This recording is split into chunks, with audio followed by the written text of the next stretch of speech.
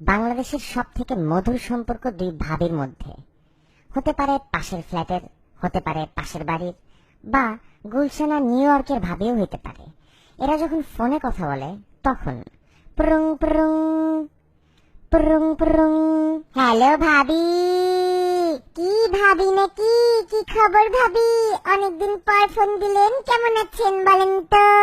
এই তো ভাবি, ভালো আছি। আচ্ছা ভাবি শুনেন না। বলেন না ভাবি। এই যে বুঝছেন, ওই দিন মফিজ আমার একটা ফেসবুক অ্যাকাউন্ট খুলে দিল। হ্যাঁ হ্যাঁ ভাবি, আছি তো আপনার ফেসবুক অ্যাকাউন্টে। কি হয়েছে? আর কি হবে ভাবি, এই ফেসবুক অ্যাকাউন্টে একটা ছবি পোস্ট করেছি। বলেন তো ভাবি, এত সুন্দর একটা কাঞ্জিবরম শাড়ি কিনে আনলাম কলকাতা থেকে, লাইক আসলো মাত্র 2টা। ভাবি মাত্র 2টা। বলেন তো ভাবি, এটা কোনো কথা? ওমা, সে কি বলেন ভাবি, এটা তো খুব খারাপ কথা। বলবেন না ভাবি, আমারও তো একই হাল বুঝলেন।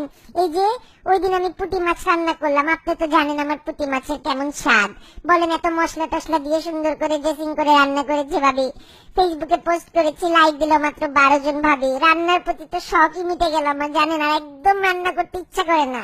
ভাবি কি বলছেন এসব ভাবি? আপনার পুঁটি মাছের মাত্র 12টা লাইক ভাবি, এটা তো খুব দুঃখজনক। বিশ্বাস করেন, এই 12 জনকেই এখন থেকে দাওয়াত দিব।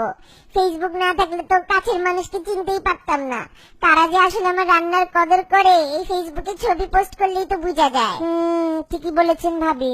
আচ্ছা শুনেন না, ওই যে কানিজাপা আছে না, ফর্সা করে একটু? হ্যাঁ ভাবি, চিনি তো কানিজাপাকে। ওই যে একটু মেকআপ বেশি দেয় না, ফর্সা ফর্সা লাগে। কি হয়েছে ভাবি ওনার? ওই তো ওই কানিজাপার সাথে দেখা হলে বিশ্বাস করবেন, কি যে মিষ্টি মুখ ওনার আমার সাথে।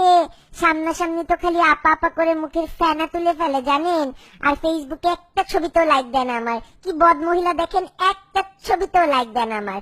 খালি আমার সাহেবের ছবি দিলে বুঝছেন, ওইটাতে লাইক দেয়, ঘন ঘন লাইক দেয়। বলেন তো ভাবি, কি বদ মহিলা এটা, কি বদ মহিলা ভাবি?